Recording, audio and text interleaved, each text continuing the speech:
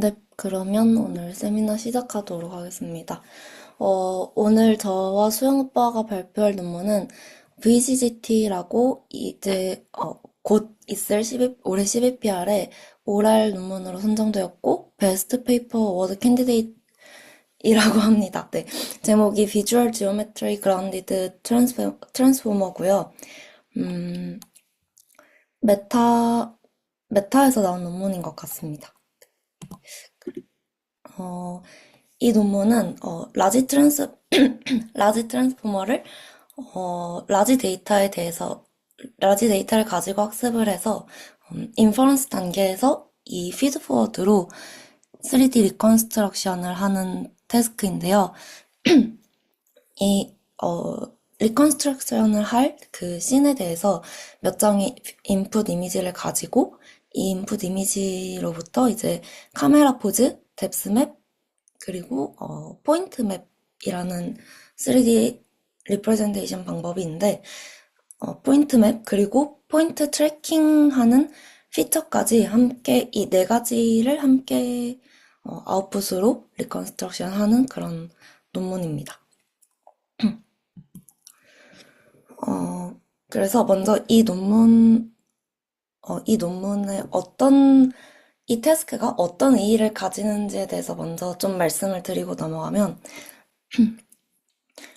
보통 3D 리컨스트럭션 하면 많이들 알고 계실 것이 아마 너프하고 3D 가우시안 스플래팅일 텐데요. 근데 너프의 경우에는 이제 뉴럴 네트워크를 한 씬에 대해서 학습을 하고, 3D 가우시안 스플래팅 같은 경우에는 그 가우시안 셋을 굉장히 많은 수의 가우시안 셋을 씬마다 학습을 하게 됩니다.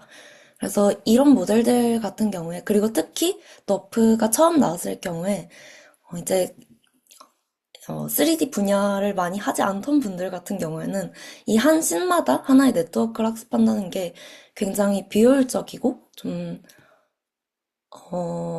코스트가 많이 들어간다고 여겨졌던 것 같습니다.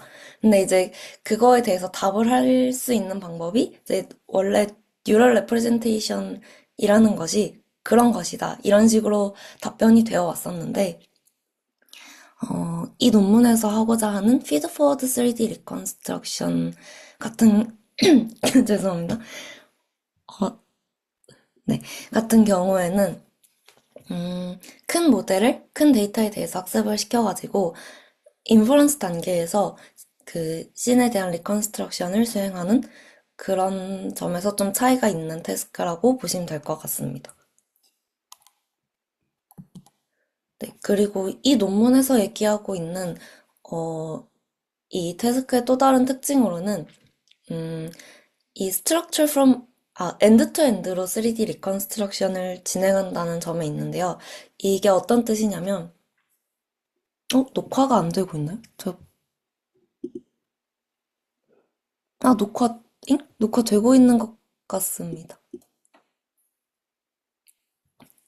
네, 계속 진행을 해보자면, 그냥, 엔드 투엔드로 3D 리컨스트럭션을 한다는 점에 있는데, 이 엔드 투엔드 3D 리컨스트럭션 어떤 뜻이냐면, 앞서 말씀드렸던 너프나 3D GS 같은 경우에는, 씬 리컨스트럭션을 할 때 이미지들만 받는 것이 아니라 그 각각의 이미지들이 씬에서 어떤 카메라를 가지고 이 카메라가 어느 위치에서 그 씬을 촬영했는지에 대한 정보를 함께 이용합니다. 그래서 그거를 이제 카메라 포즈라고 부르는데요.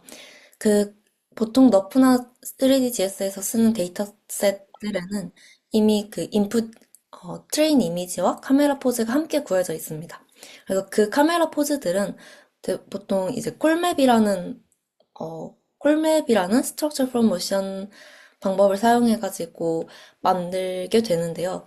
이 콜맵의 내부에서는 이제 그 학습에 쓸 이미지들을 받아가지고 그 이미지들에서 피처를 뽑고 이 이미지들을 서로 어떤 관계를 갖는지 매칭을 한 다음에 그 씬의 지오메트리를 어느 정도 재구성을 하게 됩니다. 그리고 그 지오메트리로부터 이 카메라가 어느 위치에 있는지를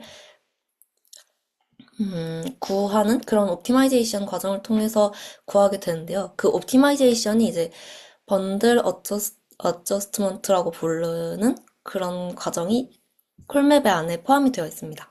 근데 이 번들 어저스트먼트가 좀 헤비한 컴퓨테이션 코스트가 있는 그런 옵티마이제이션 과정인데, 그래서 콜맵을 돌리는데도 이제 시간이 좀 많이 들고, 사실, 어, 너프나 3D GS 같은 경우에는 이미 카메라 포즈가 구해져 있기 때문에 이 콜맵의 코스트를 많이 생각하지 않고 넘어가게 되는데, 근데 최근에 나오는 논문들에서는 이 콜맵 코스트가 이제 벤치마크에서 성능을 보여주는 데에는 문제가 안 되지만, 이제 실제 상황에 적용할 때는 이 코스트가 크다라고 하면서 이 부분을 없애려는 시도들도 좀 있어 왔습니다.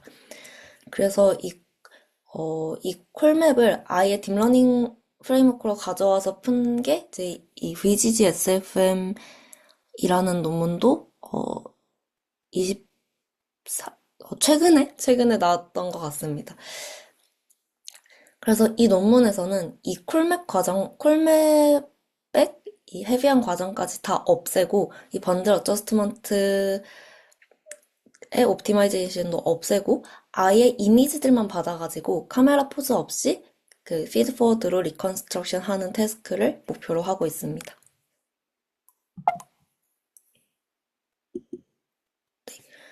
그래서 이 논문의 개요를 조금 더 말씀을 드리면, 먼저 앞서 말씀드린 것처럼 인풋으로는 이 리컨스트럭션 하고자 하는 씬의 어, 이미지들만을 받게 됩니다. 이때 이제 트랜스포머 구조를 쓰기 때문에 인풋 이미지의 개수에 제한이 없고, 싱글 뷰 하나의 이미지를 가지고도 리컨스트럭션 할 수 있고, 몇백 수백 장의 이미지로도 리컨스트럭션을 할 수 있다고 합니다.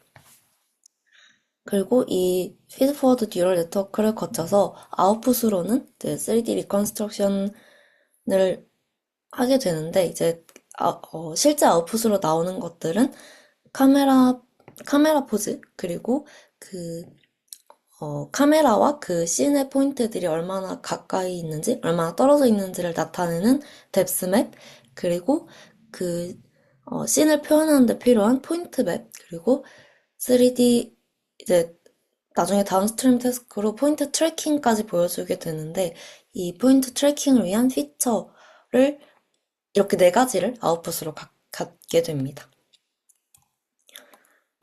네.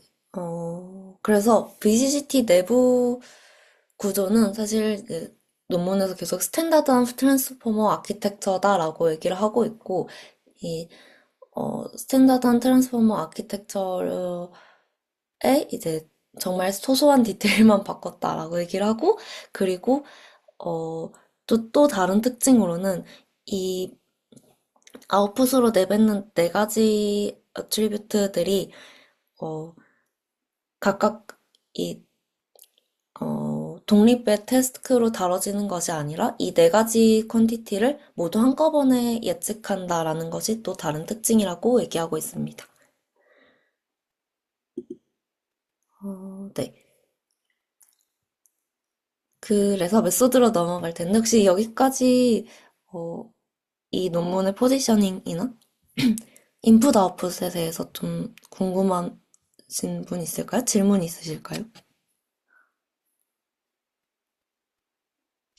저 간단한 질문 하나 있는데요. 네. 여러 장의 이미지를 넣을 때 그럼 인풋을 배치로 넣는 건가요? 배치, 아, 그 디테일한 부분은 좀 더 뒤에서 말씀을 드리도록 하겠습니다. 네, 알겠습니다.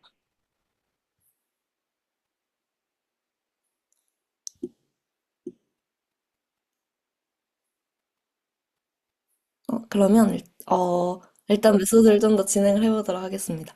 어, 이 메소드 오버뷰는 이런 식으로 되어 있는데요. 먼저 방금 질문 주셨던 게 바로 나오는데, 인풋으로 들어갈 이미지들을 이제 토큰, 이 패치로 쪼개가지고 이 각각의 패치들을 갖다가 토큰을 만들게 됩니다. 이 토큰 이제 다이노 써가지고 이미지 패치마다 피처를 뽑게 되고요.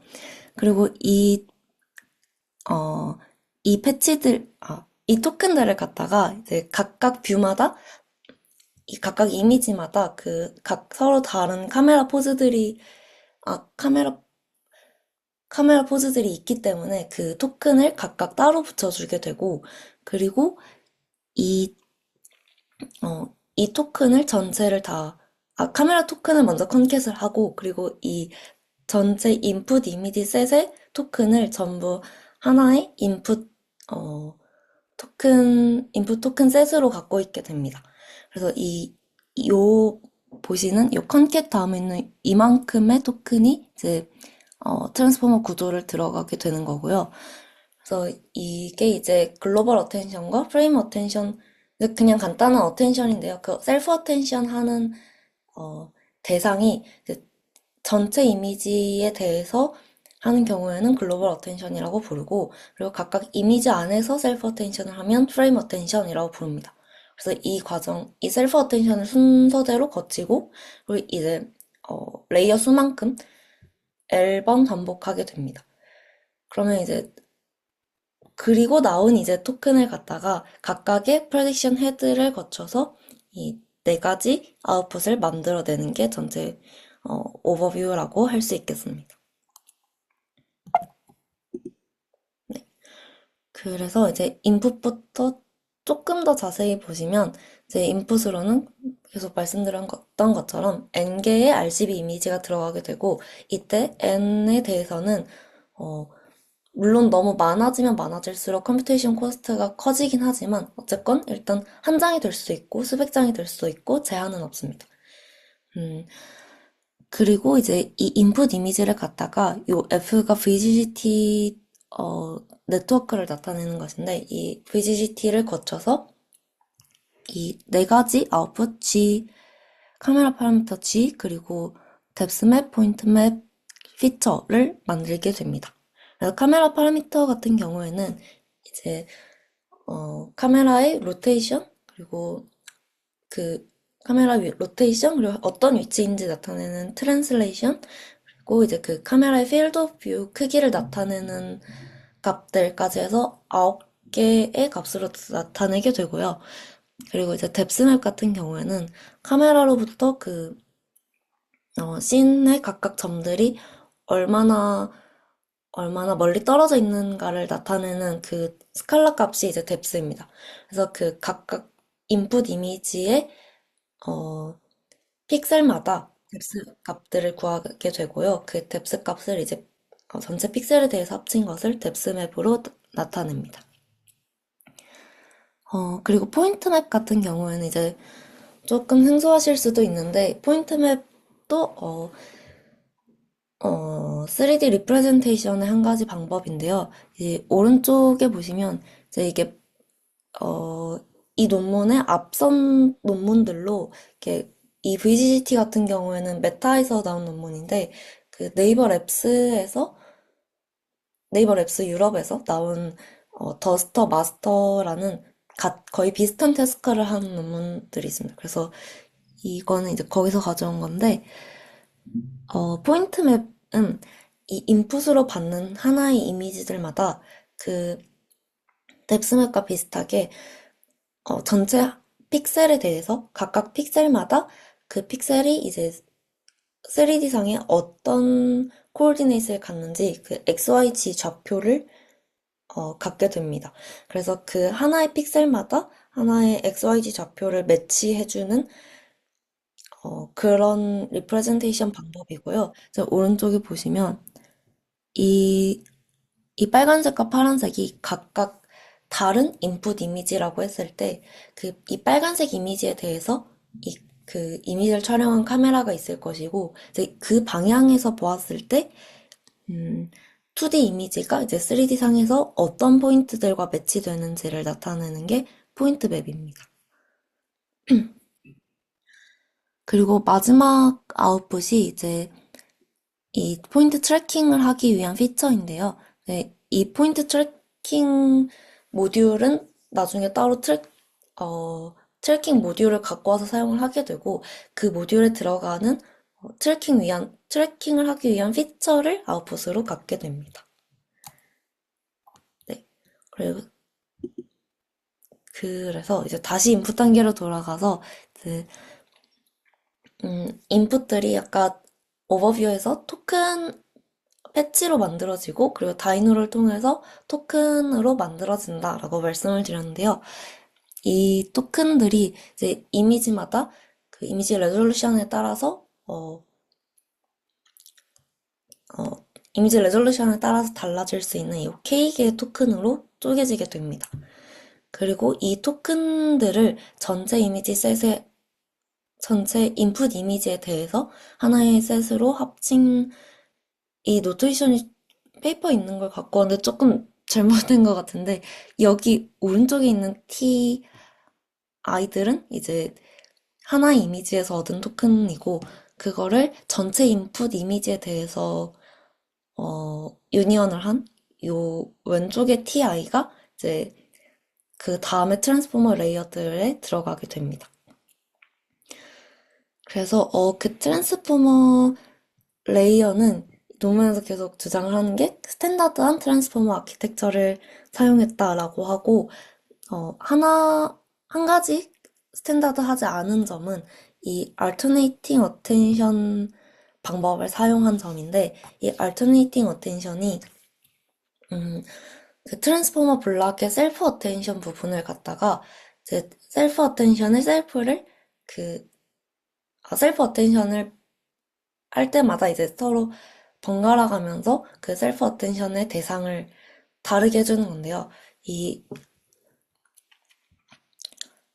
프레임와이즈 셀프 어텐션 같은 경우에는 요 위에 있는 왼쪽의 TI에 대해서 셀프 어텐션을 하게 되는 거고, 그래서 그 이미지마다 이미지의 토큰이 따로따로 이 셀프 어텐션을 통과하게 됩니다.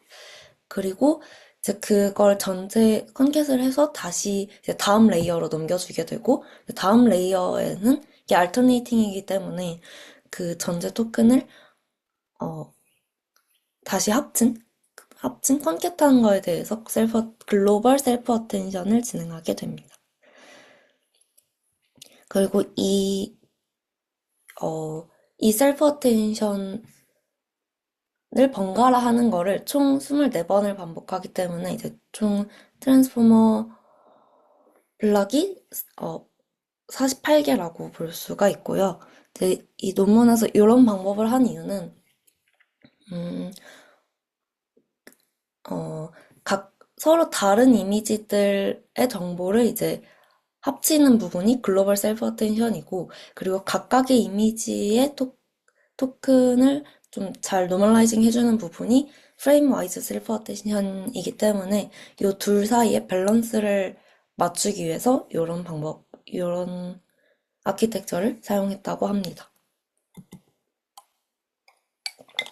그리고 이제 여기까지가 아까 오버뷰에서 보여드렸던 이 아웃풋 토큰을 얻는 과정이고요. 이 아웃풋 토큰들이 프레딕션 헤드를 거쳐서 각각의 아웃풋을 만들게 됩니다. 네,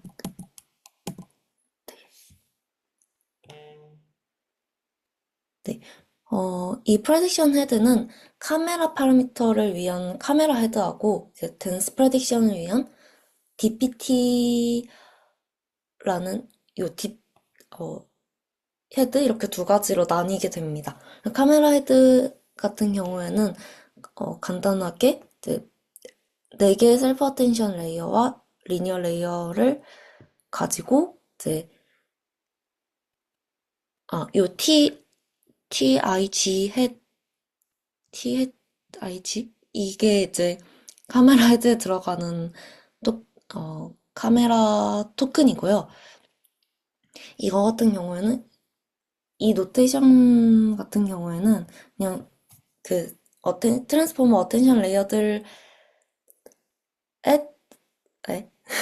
트랜스포머 블락들에 들어갔던 토큰을 이제 실제로 넣을 때에는 이제 아까 처음에 말씀드렸을 때는 이미지 토큰과 카메라 토큰이 각각의 그 인풋 이미지에 대해서 전부 컨캣을 해서 들어간다고 말씀을 드렸는데 실제로는 이 VIT 구조들에서는 레지스터 토큰을 함께 인풋으로 넣어가지고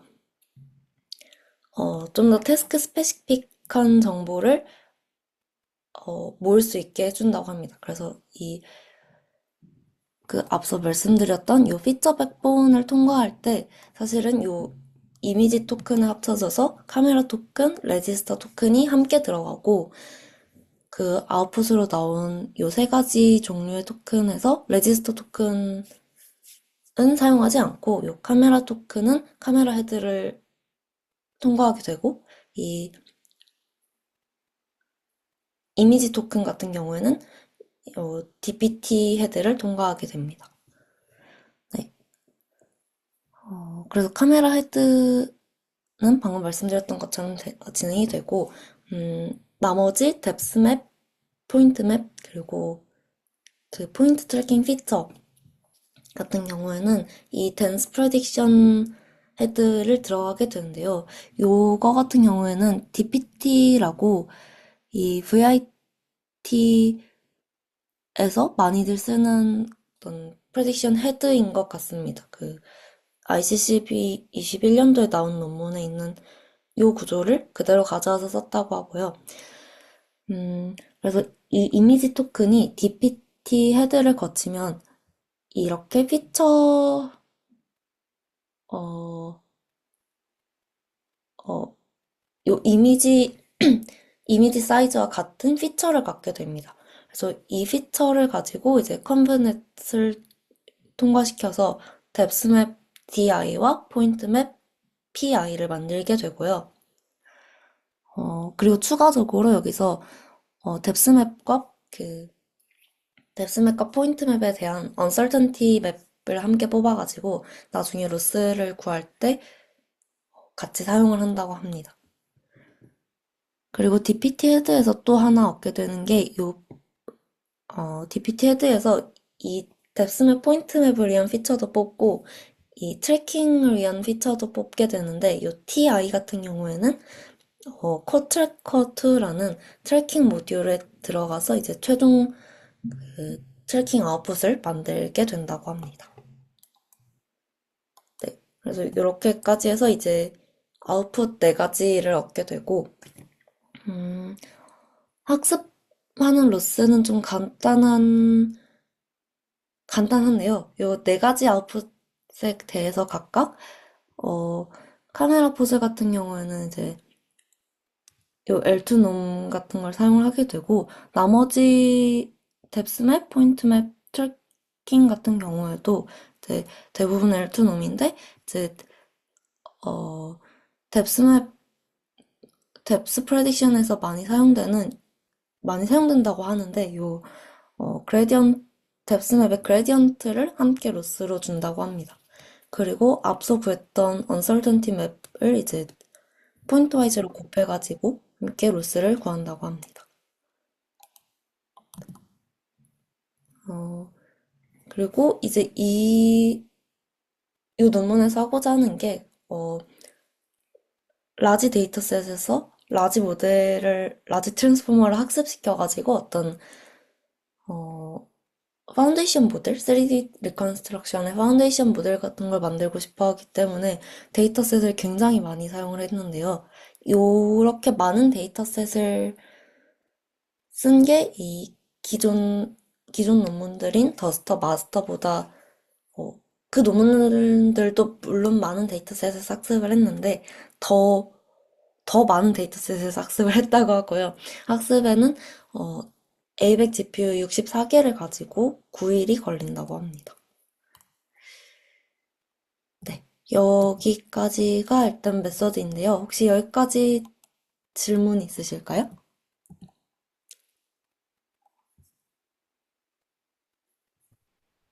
저 질문 하나 있는데, 네, 그, 카메라 토큰이랑 레지스터 토큰은 어떻게 구해지는 거예요? 카메라 토큰과 아이고. 그 부분이 이제 논문에서 막 어떤 값으로 이니셜라이즈 되는지는 좀 자세하게 못 봤는데요. 이 레지스터 토큰을 쓰는 게 VIT 구조에서 좀 컨벤셔널하게 사용되는 것 같아서 그, 그 어떤 컨벤션을 따랐을 것 같고요. 카메라 토큰 같은 경우에도 이제 어떻게, 어떤 값으로 주는지는 특별히 말이 없었는데, 이제 카메라 토큰이 인풋 단계에서는 어떤 유의미한 값을 갖고 있는 게 아니고, 이제 나중에 카메라 포즈를 프레딕션 하기 위해서 그 트랜스포머 아키텍처를 계속 통과시켜주는 값이기 때문에 어떤 그냥 적절한 이니셜라이제이션 방법을 취하지 않았을까 싶습니다.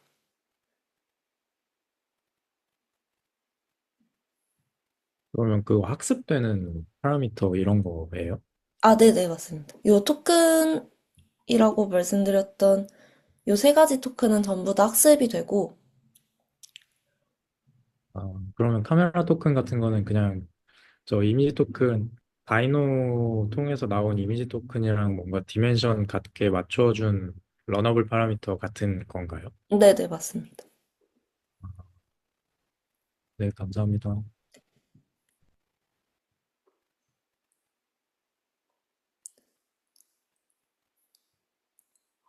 또 질문 있으실까요?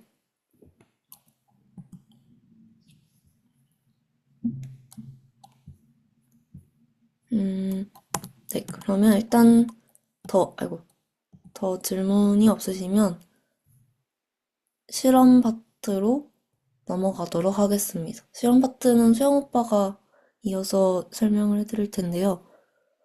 화면, 화면 공유를 넘기겠습니다.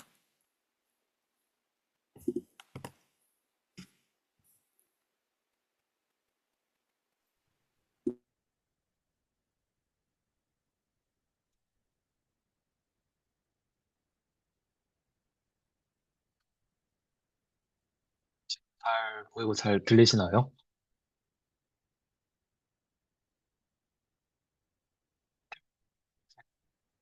네, 네. 그러면 음, 이어가지고 실험 부분 네, 말씀드리도록 하겠습니다. 그 방금 설명했던 것처럼 레이어는 24개를 사용했고 그 파라미터 사이즈가 1.2 빌리언으로 그 거의 작은 랭귀지 모델 수준의 파라미터 많이 늘어났어요. 그래서 제가 느끼기에 그 약간 3D 모델에서의 파운데이션 모델이다라고 이렇게 느껴지고, 그리고 트레이닝도 이제 A164개로 V를 학습했다고 해서 이제 3D에서도 그, 이 정도의 그 학습 시간이 나오는구나 싶었습니다. 그래서 이 모델이 하는 태스크는 그 앞에서도 말했지만 그 카메라 포즈 에스티메이션 하고 그리고 멀티뷰 뎁스 에스티메이션, 포인트 맵 에스티메이션, 그리고 이미지 매칭이 있고 그리고 그 파인 튠을 더 하면 이제 노멀 뷰 신테시스까지 할 수 있다고 얘기를 합니다. 그래서 이 태스크를 보면은 사실 이 카메라 포즈 에스티메이션이랑 그 멀티뷰 뎁스 에스티메이션 그리고 포인트 맵을 생각하면 이게 오버 디파인 된 태스크인데, 그러니까 카메라 포즈랑 그 덱스 에스티메이션을 정확하게 하면은 사실 그 포인트 맵도 구할 수 있잖아요. 그리고 이걸 구하면 또 이미지 매칭도 할 수 있는 거고. 해가지고 오히려 오버 디파인 된 모습을 보이는데, 근데 오히려 그렇게 하는 게 성능 측면에서 더 좋았다라는 얘기를 하고 있습니다. 그래서 그 혹시 이거 데이터셋도 그냥 한번 하나 정도만 보면 될 것 같은데, 이렇게 카메라 정보 있고, 그리고 그거에 대한 동영상 있는 이런 식의 3D 데이터이고, 한 그 전체적인 데이터셋 모양을 보면 이렇습니다. 그리고 또 이제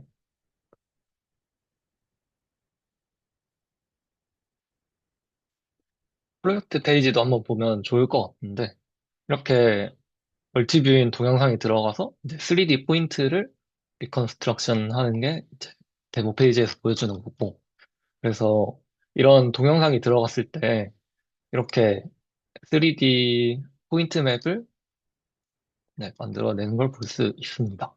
그러니까 이런 걸 하는 모델이다라는 거 하면 될 것 같고요.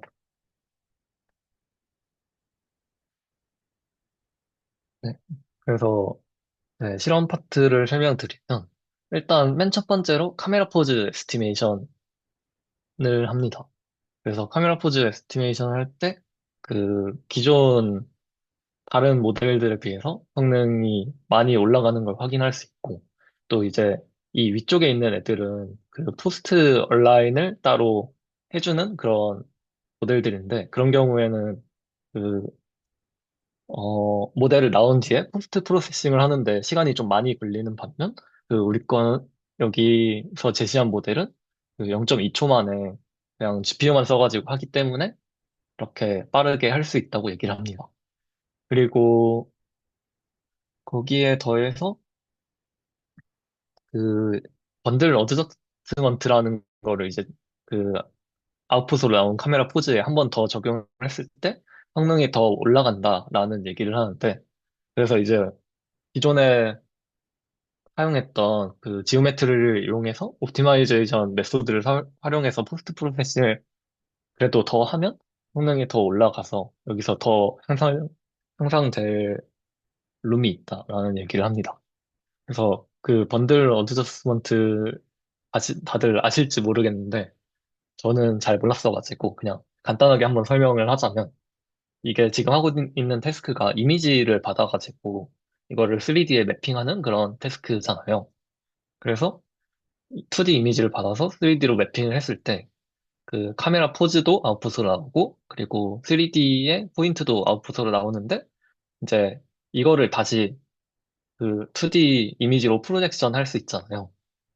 그래서 원래 인풋으로 받았던 2D 이미지와 그 3D로 만든 아웃풋의 그 2D 프로젝션 사이의 거리가 이제 정확히 맞아야 잘 프로젝션 됐다라고 할 수 있으니까. 어, 근데 이제 실제로 모델을 거쳐가지고 3D로 포인트를 했을 땐 실제로 좀 틀어져 있을 거 아니에요. 그래서 이걸 그 옵티마이제이션 프로블럼으로 풀어가지고 원래 2D 이미지와 그 3D 이미지와 카메라 포즈를 통해서 프로젝션한 것의 거리를 이제 최소화시켜주는 게 이제 번들 어드저스트먼트라고 네, 얘기를 합니다. 그래서 이거 하는데 시간이 꽤 걸려가지고 이제 이 논문에서 이거 없이도 토탈을 찍었다라는 걸 장점으로 말하고 있고 또 물론 이제 적용하면 성능이 더 올라간다라고도 얘기하고 있습니다. 그리고 실험은 그 네, 이 코3D랑 그리고 리얼 에스티메이트 10K로 했는데 이거는 제 트레이닝 셋에 있었던 데이터고 이 왼쪽은 그 트레이닝 셋에 없었던 데이터여가지고 언신 데이터에 대해서도 제너럴라이즈 잘한다라고 설명하고 있습니다. 그 다음으로 이제 뎁스 에스티메이션인데요. 이것도 원래 더스터 같은 기존 모델이 좀 그 잘 못하는 거에 비해서 그리고 보통 다른 모델들은 그 카메라의 GT 정보를 같이 인풋으로 제공하는데, 여기서의 모델은 그 카메라의 위치 정보 또한 아웃풋으로 예측하기 때문에, 인풋으로 카메라의 GT 포지션이 들어갈 필요가 없어. 그 부분을 또 장점으로 얘기하고 있습니다. 그래서 더스터 같은 경우엔 똑같이 이제 GT 카메라 정보를 사용하지 않는데 성능이 좀 많이 떨어지는 걸 볼 수 있는데, 근데 아월스 같은 경우엔 그 GT 카메라를 사용하지 않고도 꽤 좋은 성능을 보여준다라는 걸 얘기를 합니다. 그리고 이제 여기서 매트릭으로 어큐러시랑 이제 컴플리트네스라는 게 나오는데, 저도 이게 뭔지 몰라서 한번 찾아봤었는데 설명을 하자면 그 이제 3D에 GT 맵이 있을 거고, 그리고 예측한 그 뎁스 맵이 있을 거 아니에요. 그래서 이제, 어, 이제 예측치를 기준으로 그 GT까지의 거리를 재가지고, 어, 가장 짧은 거리를 측정한 게 이제 어큐러시고, 그리고 GT 포인트에서 이제 예측한 값까지의 거리를 재가지고 거기서 가장 짧은 점을 이제 잰 게 컴플리트네스입니다. 그래서 이제 오버럴 같은 경우는 그냥 평균 내준 거고요. 네. 그 다음으로 이제 포인트맵 에스티메이션에서도 실험을 하는데, 어, 마찬가지로 이전 메소드인 더스터와 마스터 같은 경우는 이제, 포스트 프로세싱을 거치기 때문에 그 시간이 되게 오래 걸리는데, 여기서 아월스는 따로 포스트 프로세싱을 거치지 않기 때문에 되게 짧은 시간 안에 할 수 있다고 얘기를 합니다. 그리고 여기서 시간 얘기를 할 때 측정한 건그 H백 GPU 하나 가지고 시간 측정을 했다고 합니다. 네.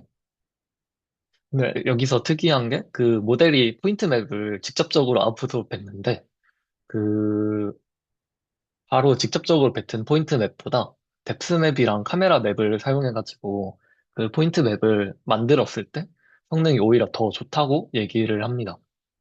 그래가지고 아마도 이게 그 포인트 맵 에스티메이션은 좀 어려운 문제인데 이거를 카메라 포즈 에스티메이션이랑 그리고 뎁스맵 에스티메이션이라는 좀 더 쉬운 서브 프로블럼으로 나눠가지고 풀기 때문에 더 잘 되는 거 아닌가라고 이렇게 저자가 얘기를 합니다.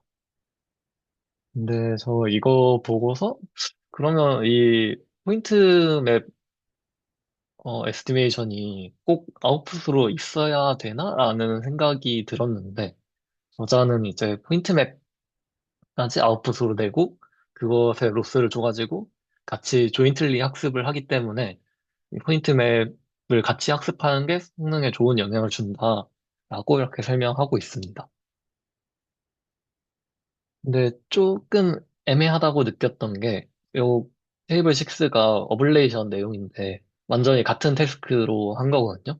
로스를 하나씩 빼면서, 그, 이제 성능 낮아지는 걸 보여주는데, 여기 저희가 로스를 4개 쓰거든요. 여기에 어, L 포인트 맵을 사용하는데, 그거에 대한 어블레이션 쏙 빼고, 이거 3개만 가지고 어블레이션을 했다는 게 좀, 살짝 아쉬운 부분이긴 합니다. 물론 이 태스크 자체가 이제 포인트 맵 에스티메이션이니까 그렇게 한 것 같긴 한데, 요 덱스 맵이랑 카메라 맵만 있어도 사실 포인트 맵 에스티메이션을 할 수 있으니까, 그 L 포인트 맵을 뺀 다음에 그 덱스 맵이랑 카메라 맵만 하는 거 보여줘가지고 거기서도 성능 떨어진다는 걸 보여줬으면 좋았을 것 같은데, 살짝 네, 어블레이션에서 이 부분이 좀 아쉽다고 느껴졌습니다. 그래서 오른쪽은 그 포인트 맵 에스티메이션 결과 예시이고요.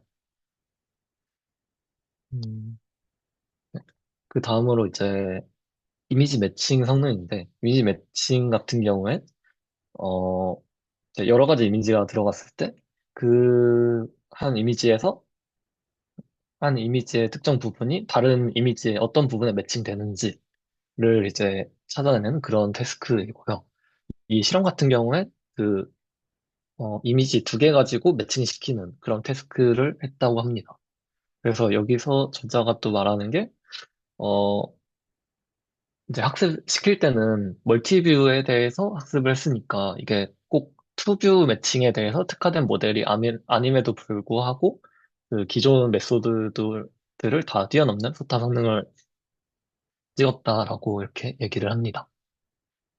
네. 그래서 어블레이션으론 아까 메소드 부분에서 설명했던 어, 알터네이팅 어텐션에 대한 네, 어블레이션을 진행했고요. 그래서 글로벌 어텐션과 그리고 프레임 어텐션 부분이 있었는데 이제 그 각각에 대해서 그 2개를 모두 사용할 때 성능이 좋다라고 얘기를 하고 또 이제 각 로스를 빼면서 네, 실험을 했었는데 뭐 카메라 로스 아니면 이 뎁스맵 로스, 트래킹 로스 각각이 빠질 때마다 성능이 이렇게 낮아지는 걸 확인할 수 있었습니다. 그리고 성능 차이가 제일 컸던 게 이제 카메라 로스여가지고 이제 보통 뎁스맵이나 이런 거에 그 카메라 포즈를 원래 인풋으로 받기도 할 정도로 그 카메라 포즈가 되게 중요한 정보니까 네, 여기서 가장 크게 영향을 미쳤던 게 카메라 로스였다는 것도 언급을 합니다. 다음으로 이제 노멀뷰 신테시스 태스크에 대해서도 실험을 하는데 이거 같은 경우엔 그 모델이 아웃풋을 바로 하진 못하고 그 어 이제 처음에 토큰을 만들 때 여기에 어 노멀뷰 신테시스 할 때 필요한 그 플러커 레이를 인풋으로 네, 같이 넣어주고요, 추가적으로. 그래서 여기서 바이노를 통해서 나온 토큰에 그 레이까지 컨캣 해가지고 그 너프 태스크를 할 수 있도록 인풋 단에서 바꾸고, 그다음 이제 아웃풋 단에서 이 BPT 부분을 그 너프를 할 수 있도록, 그래서 RGB 이미지를 아웃풋으로 네, 뱉을 수 있도록 이렇게 추가적으로 헤드를 만들어주고, 그 다음에 그 LVSM이라는 논문에서 사용했던 그 옵저버스 데이터셋이란 걸 사용해서 파인튜닝을 진행해가지고 이제 너프를 진행했다고 합니다. 그러면서 얘기한 얘기가 그 LVSM에서 사용한 데이터의 20% 정도만 사용해서 파인튜닝을 했을 때 거의 어, LVSM과 비슷한 성능을 보여줄 수 있다고 이렇게 얘기를 합니다. 근데 이거를 봤을 때 어, 여기서 제시한 모델은 그 사이즈가 굉장히 크잖아요. 그래가지고 아마 다른 모델들에 비해서 훨씬 더 클 텐데 이거를 약간 인퍼런스 타임이나 이런 거랑 같이 없이 성능만 갖다 놓고 비교하는 게 좀 맞는 비교인가라는 생각이 좀 들었었습니다. 그래서 오른쪽은 이제 노을뷰 시네티스 결과물의 예시이고요.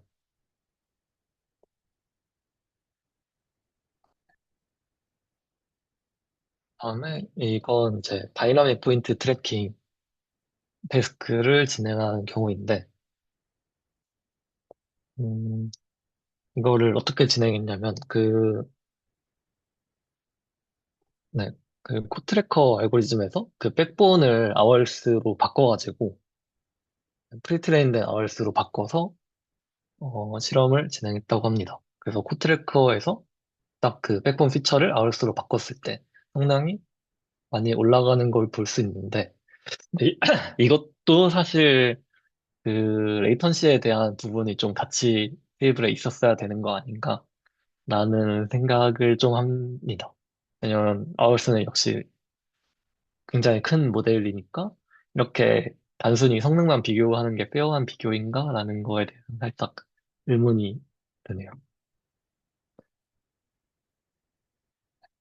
다음으로 그 연진이가 이거 모델 한번 돌려봤다고 얘기를 하는데 다시 공유 넘겨서 네, 공유 넘겨서 다시 얘기해 주시죠.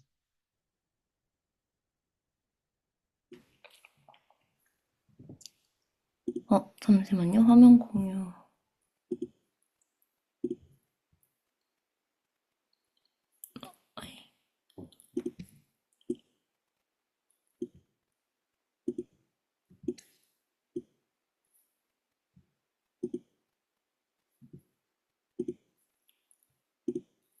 별 내용은 아닌데요. 이제, 모델이 얼마나 큰가, 얼마나 헤비한가가 좀 궁금하고, 이제, 개인적으로 궁금했던 부분은 이게 인풋 뷰 이미지가 싱글 뷰에서도 된다고 하고, 그 수백 개에서도 된다고 해가지고, 그 싱글 뷰하고 이제 멀티 뷰 들어갔을 때, 그 아웃풋 차이가 어떻게 나오는지가 좀 궁금해서 돌려봤는데요. 음, 이 왼쪽 이미지가 648 곱하기 420 해상도인데 이걸로 이제 싱글뷰 넣고 뎁스 맵을 뽑았을 때 어, 전반적으로는 잘 되는 것 같습니다. 근데 이게 사실 저 나뭇잎 같은 부분이 뎁스맵을 프레디션 하기 되게 어려운 오브젝트인 것 같은데, 싱글 뷰에서도 그래도 전체적인 구조는, 저 텍스처까지는 없더라도 전체적인 구조는 잘 나오는 것 같고, 어, 이 뷰를 4개 넣어줬을 때는 이 앞에 거랑 비교해보시면 배경에서 조금 더 이 뎁스맵 디테일들이 많이 살아나는 것 같습니다. 사실 더 많이 넣으면 더 잘 나올 수도 있을 것 같은데 일단 이 정도만 확인을 해보았고요. 네, 제가 레졸루션을 낮게 넣어서 그런 걸 수도 있는데 저 텍스처는 좀 약간 한계가 있나 싶기도 한데 네, 뎁스맵 프레디션 자체에 대해서 제가 엄청 또 잘 아는 건 아니라서 잘 모르겠습니다. 네, 그래서 이 4개 각각에 대해서는 이런 식으로 뎁스가 나오는 거를 볼 수 있었습니다. 많이 돌려보진 않았는데 사실 음, 이 네 번째 뷰에 오른쪽 이런 물체 같은 거는 좀 잘 되는 걸 보면은 저 나무 텍스처가 워낙 어려운 문제인 게 아닐까 싶긴 합니다. 그냥 이 정도입니다.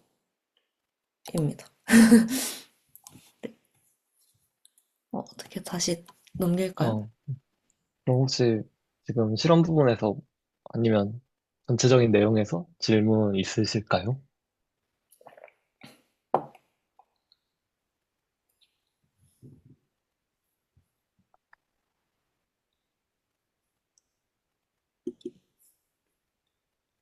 질문 따로 없으면 여기서 마치면 될 것 같습니다. 네, 수고하셨습니다. 감사합니다.